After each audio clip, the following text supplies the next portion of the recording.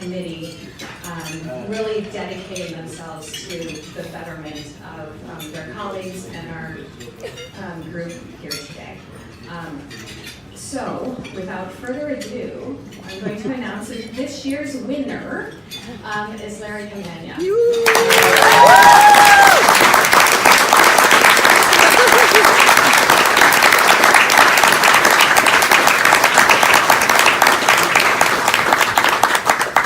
And I'm going to invite Scott Michael up to speak about Larry and get the award.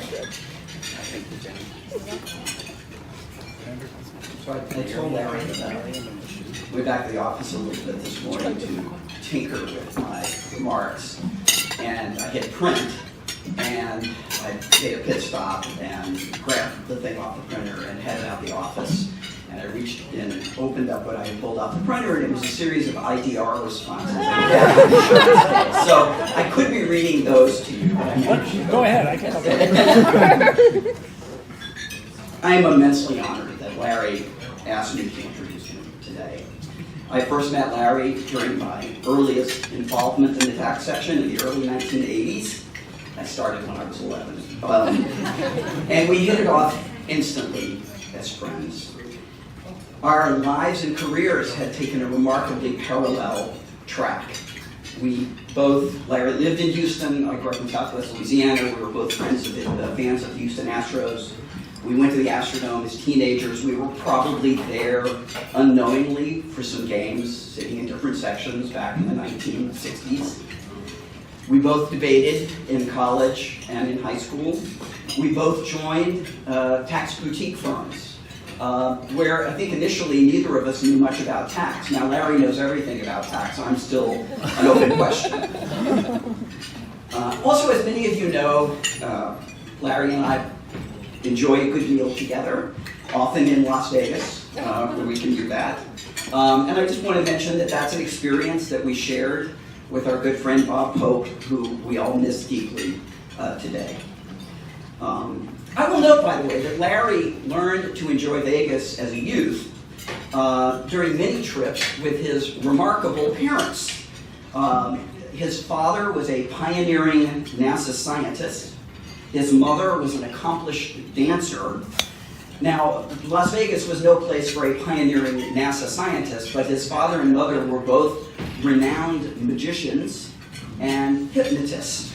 And they would perform in Las Vegas, and Larry would tag along. Larry, I think, inherited these skills as a magician and a hypnotist, and that's why he is so good in court. Illusion. Larry is one of the most distinguished and skilled tax controversy lawyers in the United States, working on some remarkable, highly important cases over his 45-year tenure at Chamberlain Hertlica, a firm he now manages. He has given much of his free time to the ABA tax section. He chaired 3 separate committees, including this one. He was a council director, and he just finished a term recently as vice chair of administration of the section. He has chaired dozens of tax section and Texas State Bar and other conferences. He's probably spoken at hundreds of conferences around the country and around the world. He's written tons of thoughtful articles, and he has taught generations of law students about criminal tax using what I think is the only criminal tax casebook which he co-authored with Jack Townsend, Steve Johnson, and Scott Schumacher. He's also the Secretary Treasurer, he should be the Secretary General. Secretary Treasurer of the American College of Tax Counsel. He's in line to become president. He's been a regent for 8 years. And Larry has been honored with many other awards, including one of my favorites. In 2019, he was named a Texas tax legend. For the extraordinary Alley Theater, one of the best theaters in the United States, and he has advised and served on the boards of numerous other nonprofits and local schools. But in addition to Larry's extraordinary career, volunteerism, dedication to this section, and record of accomplishments, we are here today because Larry is just about the kindest, most generous, most welcoming soul there is. He cares for everyone. He is a valued confidant. He is there for all of us as a resource and a friend on a knotty problem, or to hash out a personal or a career or legal question, anytime, day or night. We are all so lucky to benefit from his intellectual curiosity and his intellectual rigor. He is a powerfully effective mentor to associates in his firm and to younger colleagues in the section. And he always has a gracious presence and a beaming smile, which is understandable given that he is married to his dear Patty, also an accomplished writer, poet, and a lifetime dancer, and the proud father of Vincent. So I don't know that there's anybody more self-aware and as comfortable in their own skin as Larry. So just briefly, one of Larry's dear friends, our friend, the Commissioner of the Internal Revenue Service, is here today also to commemorate Larry's award. You want to make a brief comment or two? Brief. 7 times he's going to say the word brief. You know, I love doing presentations with Scott. And all I would... It's the Danny DeVito Arnold Schwarzenegger. You guys figure out who's who. But, you know, today on behalf of the government, the entire government, you know, DOJ, IRS, and the rest, Larry is that person that we should all aspire to, whether we're inside or outside the government. Larry always has time for everybody on any issue, whether it's tax, non-tax, litigation, non-litigation, criminal tax, non-criminal tax, or just life. And I would be the first to say that not only me, but my wife Tam have had life discussions with Larry. We've had kid discussions and all that. And one of the real benefits I think you get when you come to and get engaged with something like the tax section is you two can stand somewhere and go, oh yeah, I know him and we had this discussion or whatever. And you know what I'm saying, it goes deep. And people become much more than, you know, I hear the word a lot, you know, colleagues. Oh, you and your colleagues. Usually from a senator or somebody saying, what were your colleagues doing? But that's a whole other story for another day. So far, I'm still in this position, and I still do hear this. But Larry, you're special. And, you know, in closing, I just would say, I love you. Tam loves you. Obviously, Charles, many of you might not know, but my son has spent many nights at Larry's house going to car events with Larry and whatnot. But I love you, Tam loves you, Charlie loves you, and everybody in this room loves you, and it's because of you. Your heart, your soul, your smile, your eyes are perfect. And I think it's time for a kiss. I mean,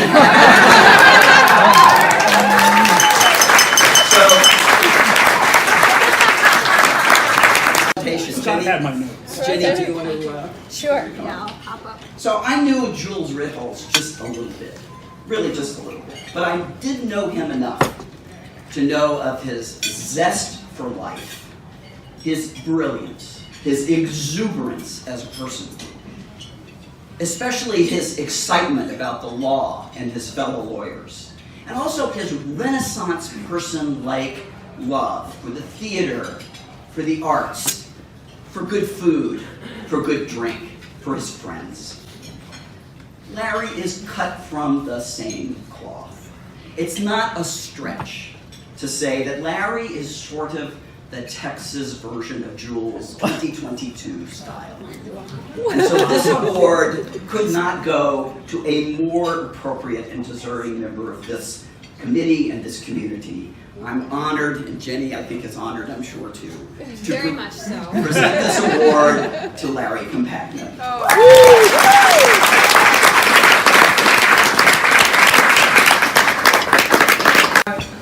That was a glorious introduction. You know, there are times in your life when you're young and you're glad your parents don't know what you've been doing. And then you get older and you wish your parents were still around to hear some of the stuff you've done. Thank you. I wish my mother had. Thank you. Now, Chuck. She knew. Chuck. My mother knew. Before I enter my real remarks, I have to thank both of you very much. And Jenny also. Thank you, three of you, for the kind words. But Chuck, I do have a warning for you. You're leaving in November, you'll be back in the private sector probably. When you get there and you apply for a job, you're going to have to fill out a form And it's going to say something like, have you ever been sued? And I just want to remind you, that the people in this room have brought cases against you about 30 or 40,000 times just in the last couple of years. So just remember that when you're filling out those forms. I would be remiss if I didn't thank everybody in the room, but just start by saying how lucky we are to be here celebrating with each other and doing something as mundane as handing out an award at a time when people were dying on the other side of the world fighting for freedom. This is a rough time, and I just love the fact that I had an excuse to put on a coat and tie for a change. So thank you very much. I've been telling everybody that I thank God that I don't feel old enough to be receiving a Lifetime Achievement Award. But my sincere thanks to whoever the committee is these days that made this selection. But I'm not just trying to be modest, but I do not, by any means, consider myself to be the Jules Ritholz of anything, or the Boris Castellanos, or Harvey Silitz, or God name a number of a dozen people who've come before us, who really created the niche that we love, which is tax controversy work. I mean, it really didn't exist before those guys. And I'm so, so glad that they created this committee, because it's the only fraternity or sorority I ever wanted to be a part of. So thank you, Patty, for giving me the freedom to do what I do with all these characters in the room. Thank you to the many mentors that are in this room that helped me to be able to accomplish what I've done. And to borrow from what Isaac Newton supposedly said, we only accomplish whatever we do by standing on the shoulders of giants, right? And Jules was a giant. And if I'm receiving the Jules Ritholz Award, you're going to hear some Jules stories from me. It's a special person. We all know he's a giant of the profession. And it wasn't that he had such a steel-trap memory, which he did. It wasn't that he was such a great advocate, which he was. But everything about him was bigger than life. The first time I ever saw Jules, I was a young associate, and I had flown to New York for a PLI seminar. And there was a segment of the seminar where Jules was doing a mock interview by a revenue agent of him and his client. And it was on what was then a brand new section of the Internal Revenue Code, section 6700, tax shelter promoter penalties, right? And I'll never forget it. Everybody in the room had on coat and tie, not Jules. Jules had on the loudest sport coat I'd ever seen in my life. And my dad was a magician, so Jules started the interview with a question to the agent. Well, what is this section 6700? What is this examination all about? Everybody in the room knew that he knew exactly what section 6700 was. He knew every bit of the legislative history. He knew everything that there was to be known about this new section. And he was just doing the New York Jewish version of a good old boy from down south. He was relaxed, he was friendly, but aggressive. It was a unique style that very few people can make work. The way he commanded a room all the time. I mean, when we came to these committee meetings, Jules was in control 30 years after he was out of control of the committee, because the whole room turned to Jules about everything. A few years after that PLI seminar, I was at a committee meeting, one of these committee meetings, and Jules started talking about a case he was working on to the room, about some artist who had sort of paid for some parties at his house, lavish parties, by giving a painting to the caterer rather than paying the caterer. And possibly the goods didn't end up on his tax return as income that he received. And I happened to own a couple of paintings by the painter who I was sure he was talking about. And I knew how those paintings had been marketed to me. And so I went up and introduced myself to Jules. and said, you know, I have a couple of paintings by so-and-so. I imagine that's who you were talking about. That got me an invitation to lunch at Cafe Un Deux Trois in New York City, which is where we were. And after that lunch at Cafe Un Deux Trois, we were fast friends forever. My two favorite Jules stories, I'll make them brief. The biggest case of my career was the Johnson versus Sawyer case, which I'm not going to talk about today because I could tell stories about that case for an hour and a half. But when we won the first trial, we had to try the case 4 times because the Fifth Circuit kept sending us back, claiming that something was wrong. We got an $8 million judgment the first time. And this was for wrongful disclosure of tax return information by the IRS criminal investigation agent who published a press release about a conviction. And when the case was discussed by whoever was doing current events that day, it was mentioned that it was my case.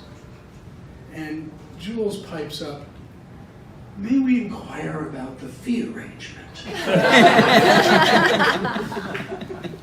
My other favorite story, and this one's not as funny, but it was more poignant. We once, long ago, used to go to Hawaii on occasion for these committee meetings. It was a long way to go, and not as many people could make the meetings, and so we stopped hanging out there. But I had the pleasure of going to Pearl Harbor to go around the Arizona Memorial and the museum with Jules. And you know, they had these little glass boxes with newspaper clippings and stories about the war. And Jules would stop at each box and look at the newspaper article and remember reading about that when he was a young man following the war from afar through the newspapers, which is what you did in his era. And I was wiping tears away every other box, walking around that museum with Jules. And when he passed away, I remember that many of the people in this room made a pilgrimage to New York to celebrate his life. And we did so because so many of us knew that our career had been aided by that man. Even by just creating the type of practice that we all know and love now, that's not enough. He reached and helped everybody. He would go meet the newest person in the room and introduce them to 3 other people in the room before they left. It was just part of his DNA. And I remember him going out of his way to introduce me to people. And so I tried to do that for people in this room. I'm not as good at it as Jules. Nobody's as good at it as Jules was. But it's important to me to help others. Patty showed me a quote the other day about how happiness isn't supposed to be our goal in life. Service is supposed to be our goal. And when you do enough service, you learn that by serving, you find happiness. And Jules was the epitome of that. So for those of you who are new to the committee, I know some of you are new, I just want to let you know a little secret. If you come to these committee meetings 3 times a year, maybe 2 out of 3 if you can't make them all. If you go to the National Institutes on Criminal Tax or Civil Tax Controversy each year, maybe you go to the NYU Tax Controversy Forum or the UCLA Tax Controversy Institute, you're going to end up spending 6 or 7 weekends a year with the people in this room. Because that's what we do. We go to these meetings and we love each other. And I dare say that unless you've got a bosom buddy at your law firm or at your office in the government, you will not spend that many weekends with your own law partners as you spend with the other people in this room. And therefore, your friends will be here. That's what touches me. You guys did this. So, after 20 or 30 years of doing this, these are my best friends, right here in this room. And to borrow a phrase from someone who should have held a different office, I'll close by saying it's true that it takes a village. Chuck's always talking about how we're all part of the tax system and we all have our roles to play, and I agree with him. We all have something to do to make the system work better. I've always tried, in all my cases, not to burn bridges with my opponents. And that was really hard to do in those pro bono divorce cases when I was young. It's a lot easier to do in dealing with the Internal Revenue Service, but there's no use in burning bridges. Because you want to be able to live long enough to win a Lifetime Achievement Award. So, thank you all so much. I didn't have any more rooms, flights weren't leaving Chicago. Larry said, just come over to my house, just stay with Patty and I. And I did, because they're that kind of friends. And this group is filled with that kind of friends. People who will say, oh, you're in my city and you're stranded, just come stay with us. And that was special and genuine friendship. And Patty has watched my kids. These are the kinds of friendships you build with people in this room, because as Larry said, I spend more time with this group of friends than I do really with any other friends. So this is special, and we're very happy to have all of you here. And so one other tradition that we always try to do at this lunch. Yeah, look, there's a... No. There's a message from his friends that aren't here. Oh, yeah, let's do that. And then Yes, we'll do the new okay. thing. So we want to get, so you have a ton of friends who reached out and said, I can't come to DC. Oh, I have a conflict, I can't come. And so they wanted us to do something to let you know that they're thinking about you wherever they are, in the US or around the world. So hold on, let me see if I can do this without getting all of my job.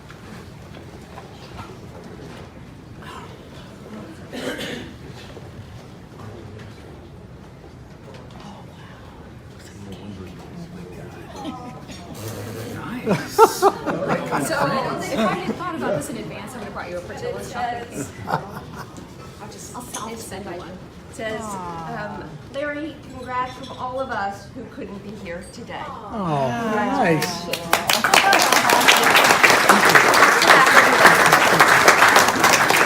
Will that fit in a carry-on?